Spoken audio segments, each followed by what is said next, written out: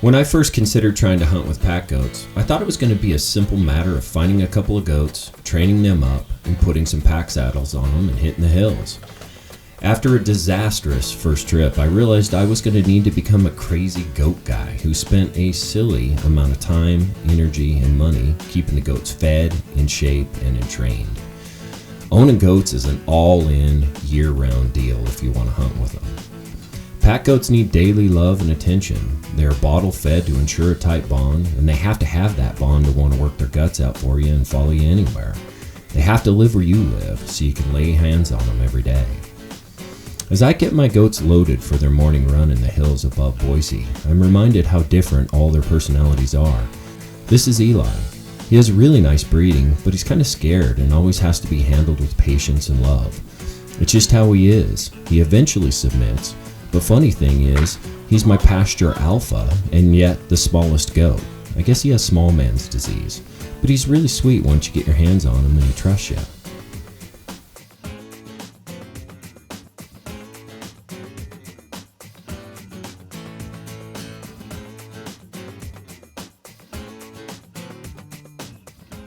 Now this is Dewey. His name fits him well. He's kind of a goober who's always doing goofy stuff.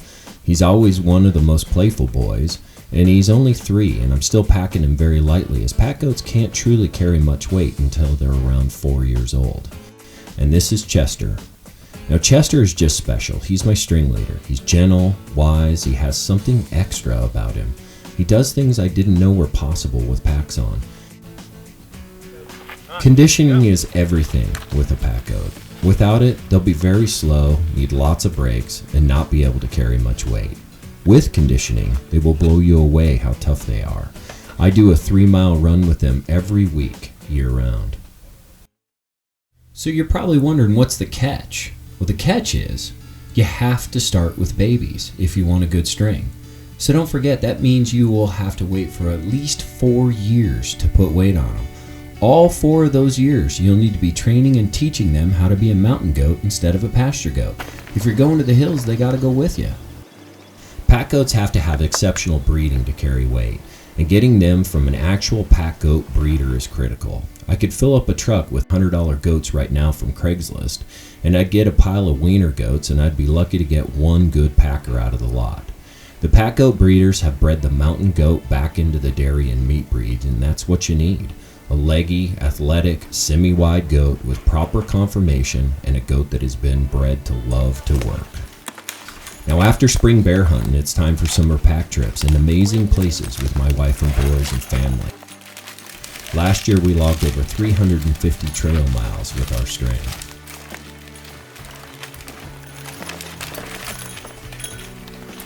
Now you need to meet the final members of the crew. This is Raven.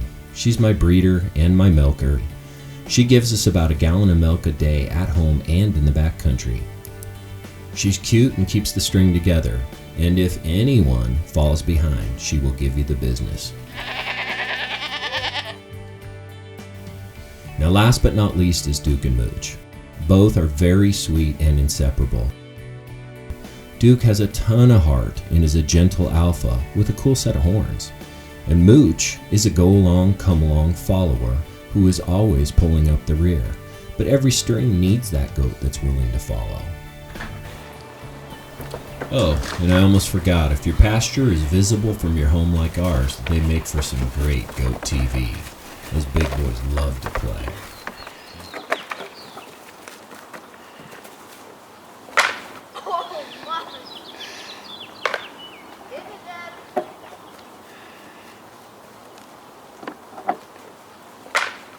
Now, after all that, they are ready to pack out elk.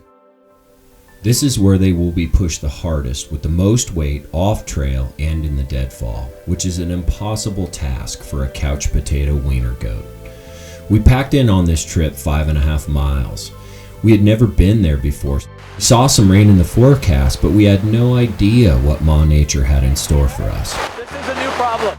We were hopeful for screaming bulls. I packed in a solar-powered electric fence to allow me to leave the goats in camp. Sounded good. Goats kept in, predators kept out. But day 3, when a bear chased my boys through the fence and over a mile from camp, I realized how naive I was. So they hunted with us every day as a part of the team. They are loud and kind of a pain in the butt to hunt with, but they absolutely cannot be left in camp.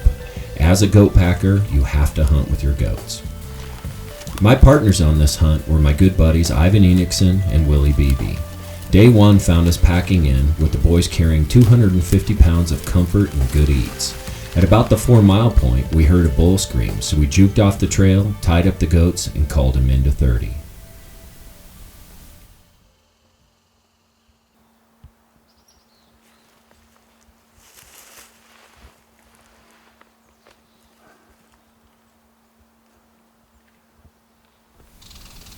With no shot opportunity, we were off again to go set camp.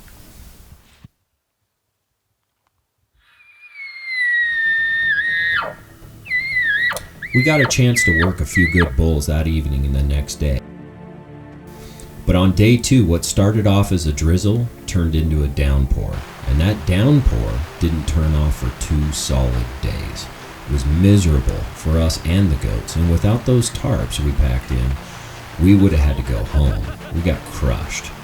So we just dug in, ate like kings, had some giggles, and waited for better weather. Really? Yeah, the elk steaks were still frozen too.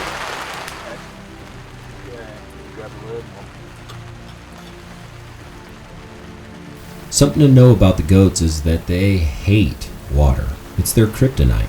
So those poor guys were in goat hell.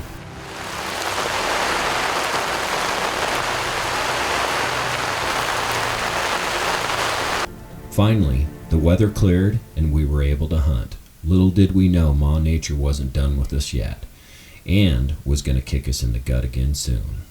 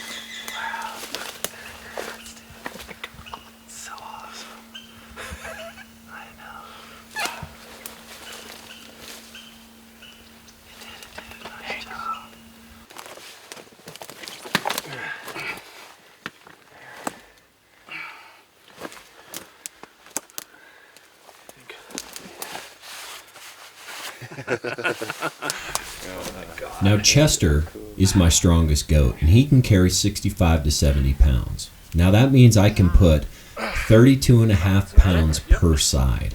So to pack out a bull with goats, you're boning everything in the field and cutting it down into a lot of separate small pieces. And we were busy harvesting elk, and a bull kept bugling while we were working. You can hear him in the background. He kept getting closer and closer. But we were busy working on Willie's bull. Eventually, he ended up 100 yards below us in a wallow, and we could hear him splashing around. So we tied the goats up, I grabbed my bow and snuck into 40.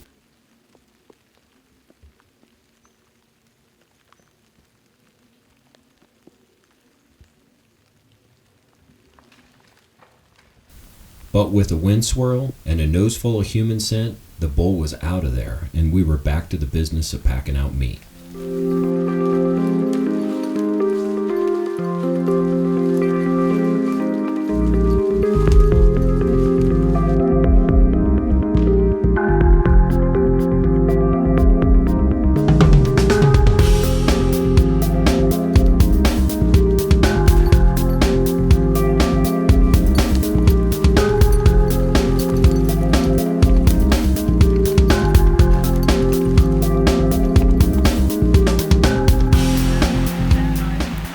So remember how I said Ma Nature wasn't done with us yet?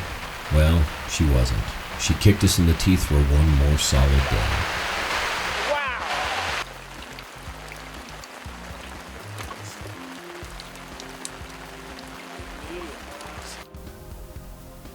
So the next morning, we were hunting in the snow.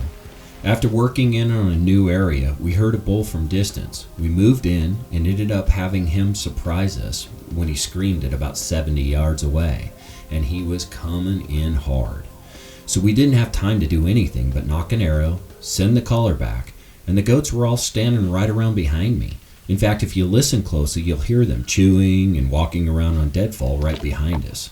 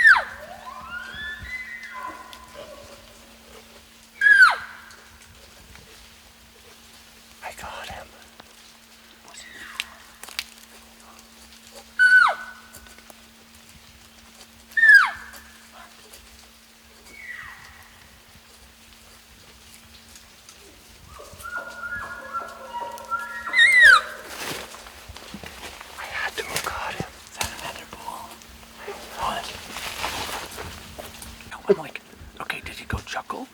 Is that a different bull? Did he miss? I'm like, what?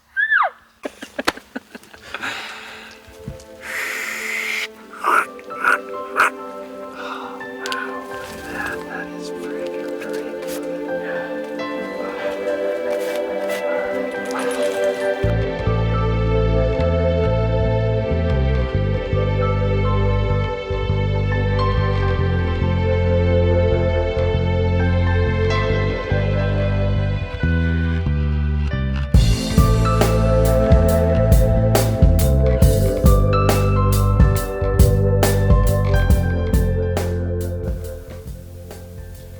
So now the goats had their work cut out for them.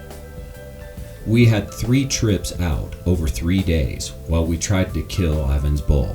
Each trip was 11 miles round trip, and the boys hauled over 700 pounds out of the backcountry and over 30 miles between elk and camp by the time it was all done.